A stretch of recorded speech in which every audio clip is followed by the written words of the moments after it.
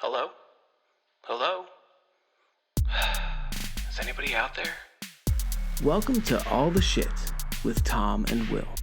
This is the Quick Hit Weekly. What's up, Tom? What's going on, Will? Welcome back to All the Shit, the podcast that continues the conversation that started with the book All the Shit I Wish I Knew in High School, which is available to stream for free at thathighschoolbook.com. Go ahead and check it out, and hopefully it will help paint a little bit of extra color into some of the perspectives that you're bringing to watching this episode, where hopefully we'll paint an even brighter picture. Artists, Tom. We're artists. We are whether artistes. People realize it or not. Yeah, buddy. I am coming off a couple of days of feeling pretty good, and that's not like something I say regularly right now. Yeah. Like over the past 6 to 8 months, I've been going through some stuff mentally and just trying to figure out the direction my life is going. Yeah. Right? Yeah. Find your way, so to speak. Yeah, and figure out where I feel like I should be and what I want to do. A couple nights ago, I called my friend Tim, one of my best friends. Tim Ferriss? No. Although, Tim, if you want to be buddies, hit me up. Don't hit me up. I don't have 4 hours for that. Was that a pun on the... It was. Okay. The 4 hour. Okay, good. Yeah. All right. Felt really stupid for laughing if you didn't know and you just walked yourself into I that. would have felt stupid. So no, my best friend Tim in Colorado, I met him literally the second day that I'd moved there, and we were best friends for 10 years I was there. We haven't lost touch, but we don't touch bases frequently, right? Yeah. We live halfway across the country from each other, and he's got a family and 2 little girls. I'm married. I'm doing my thing. And neither one of us are really big phone guys. I don't like talking on the phone. I despise it. Shoot me a text. He's more of a phone guy than I am. He'll call me regularly, and the way the time change lines up is right when I'm eating dinners. We just don't connect as much. Yeah. We did connect a couple days ago, and we were both just talking about how much we miss hanging out and just the camaraderie and the bond that we feel when we're together. And we just decided, you know what, we are going to do this. Let's pick a date. One of our favorite bands, Carbon Leaf, is just a small indie band. Not a whole lot of people know. That's one of the things that we had in common that brought us together off the bat. So we decided, you know what, let's look at the tour schedule. Let's pick a city neither of us have been to, and we'll just go for like 2-3 days and hang out. Oh, that's cool, man. No That's family, really just cool. like us, just the boys again, like it was before we got married, right? Yeah. And so that gave me such a huge boost just to be thinking about that and start planning for that. And over the last couple of days, I've just started saying, why am I waiting? Why? Ooh, Time is fleeting, man. Dude, that is a powerful position to be in. And so I booked 3 trips this week. Holy shit. Yeah. So first of all, we're traveling to Orlando for work in March, and Anna's coming with me on that trip. So we're going to go down a little early, see a couple of friends of mine from high school, and hang out in Orlando. Yeah. Then I'm going to go on a fishing trip with my buddy Bo, who I had the conversation with him earlier on the podcast. We're going to go out and go fishing in Colorado for a week. Awesome. And then I signed up for a meditation retreat that I'm going to go on for 3 days and just go out and experience something new there. And Anna and I are going to go to Roatan again for our anniversary this year. We have some friends that have a house there. We went there 6 years ago. We always say we're going to go back and never have, and I bought those tickets today. Dude, you are like a man on fire. Ride it, baby. Ride it. So it's more just like, I got to stop fucking waiting and start taking advantage of this stuff. But part of it also comes down to realizing that time is finite and you have to prioritize what's important. One of the things that you and I have been talking about recently is the amount of time that goes into producing this show. Mm-hmm. Not that it's not valuable or that it's not something we enjoy doing, but just to peek behind the curtain, since we started this show, my entire weekend, for the most part, is dedicated to producing, editing, and putting this show together. Yeah. And it's really just sucked any other social aspect of my life out. And that's something that I've realized has been contributing to me being more in a depressed state. And it's because I'm not able to do all these other things that I've been thinking about. Right. I think one of the things that is going to help us maintain this show going forward and stay excited about it, enthused about it, is we are going to start releasing bi-weekly episodes. So every other week, a new episode will come out. And really the main point of that is just to allow me to have a little extra time, another week to be working in the evenings and, stringing together a little piece of it here, piece of it there, and not feel like it has to consume my entire life. So I think the content will be better. My mood will be better. Yeah. For sure. Yeah. And I think it would just, we'll continue to be responsive to any emails that come in. If you guys have questions, keep sending those in. That's an easy response. It doesn't take nearly the production that it takes to put something like this together. So Yeah. Yeah, that's awesome. I think it's key. I'm surprised you've maintained the grind as hard as you can, because I know what all you pour into this, not just your time, your heart, your soul, all of that. Bit of an aside, but it still blows my mind to this day that bi-weekly and bi-monthly are the same thing. I know. I know. What in the hell? But yeah, no, I think it's key. It's going to help us approach this as a marathon and not a sprint. And all the points you mentioned earlier, I think we're just going to have a better product. And at the end of the day, we're going to enjoy it more, which is kind of why we started this whole thing anyways. So yeah, and don't get us wrong. If we could do this full time, absolutely we would do weekly episodes. We could probably do 2 a week, no problem. Yeah. But the issue comes down to we both have full-time jobs. This is a side thing. And until this is something, and there's a good chance it never will be, it doesn't need to be something that is our full-time gig. Yeah. It would be nice. But in the event that it's not, we just have to make sure that work-life balance includes things like this. Absolutely. So that's the big announcement really, is format change, going to twice a month. Eps will still drop on Mondays, so you'll hear this one. There will not be an episode next week, and then the following week for the next episode. So stick with us, and please continue to send in your questions, interact. We're happy to continue to do all of that, and just look forward to bringing you more valuable content when we do drop eps. Yeah. The question we have this week is actually related to this, and it comes down to what are we doing with our time? And in a time where I just admitted to feeling almost depressed with the lack of ability to go and do other things, and it's a tumultuous time trying to figure out where I am, what I want to be doing, and all these things.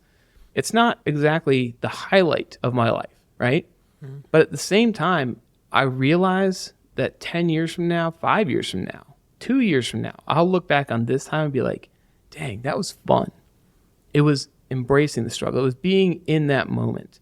And so the question we have today really deals with, how do you find joy in the now?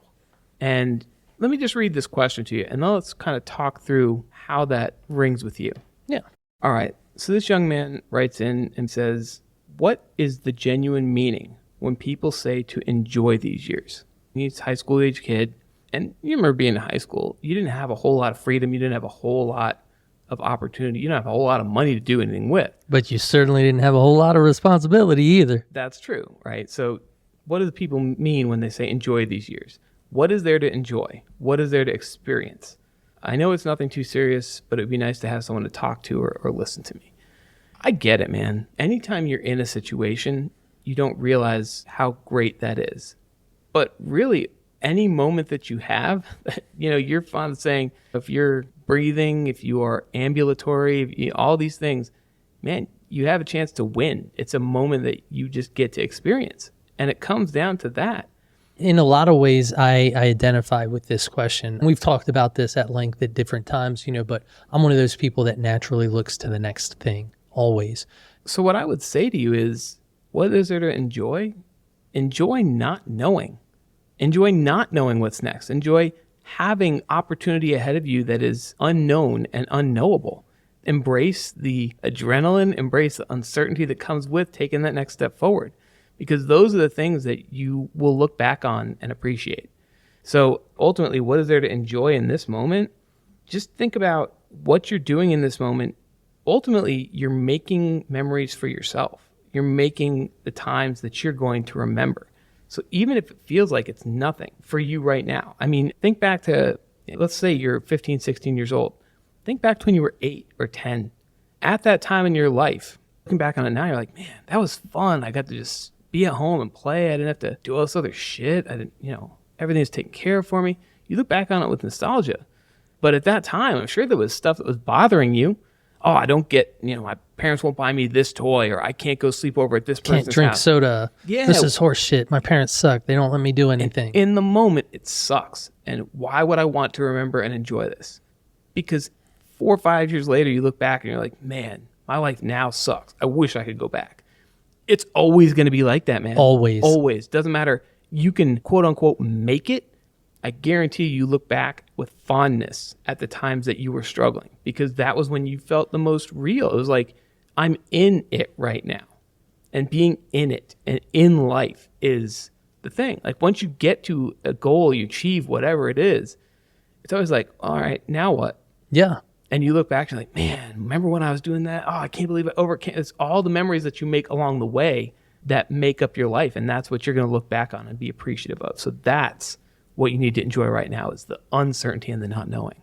Yeah, and I think the more that you do that in life, the easier it is to have that perspective. So maybe if this is the first or second time you're looking back on a period in your life, it's a little bit harder. But as you do this again over the decades to come, you really will be able to embrace that perspective. And, maybe you'll even be able to reframe it. So was it the challenge? Was it the opposition that I overcame? Was it the goal that I achieved?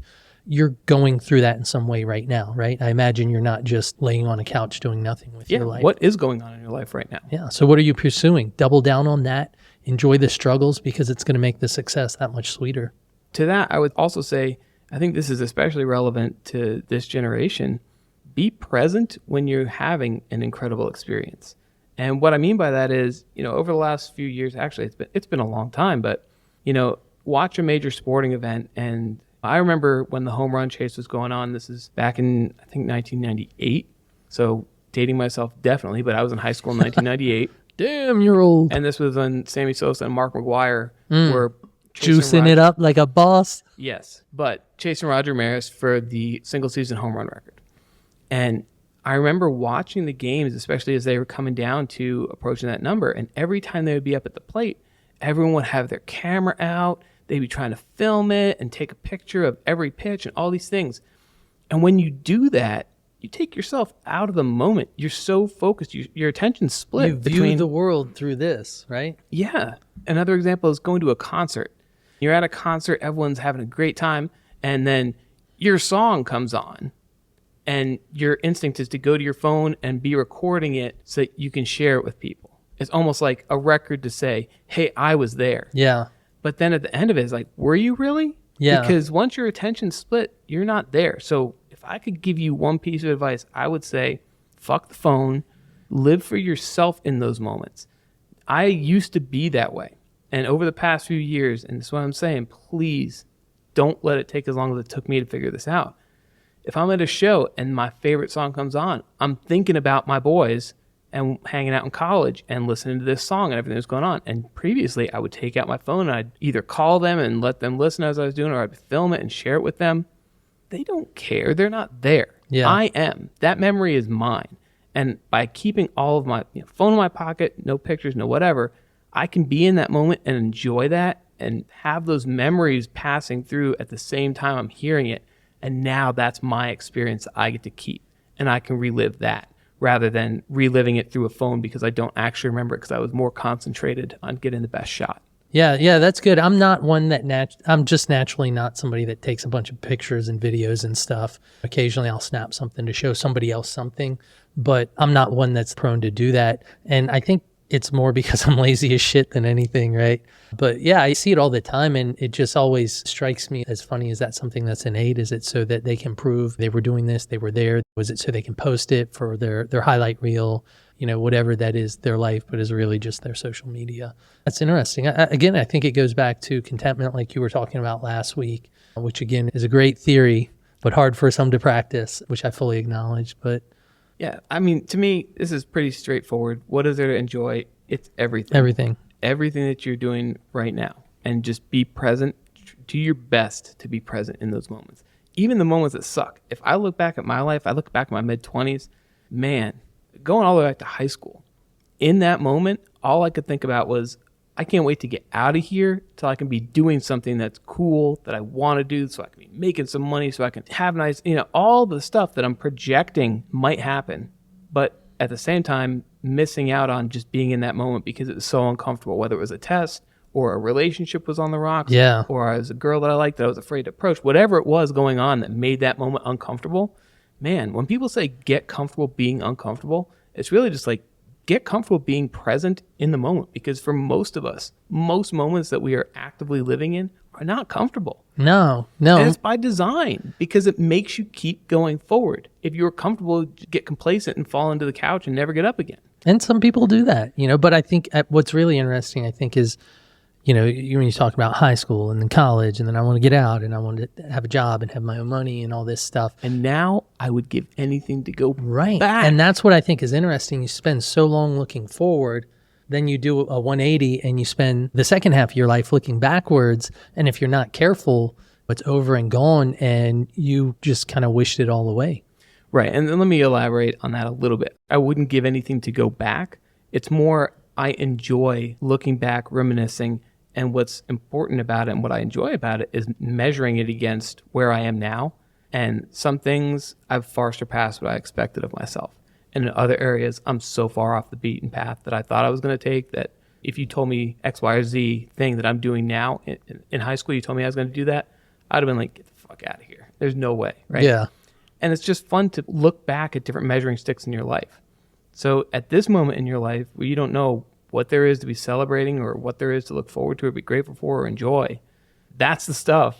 Whatever it is going to feel mundane to you right now, but you'll look back on it and have a different perspective. Dude, and you are the artist, so to speak, right? You can reinvent yourself as many times as you want. And the younger you are, the more times you can do it effectively.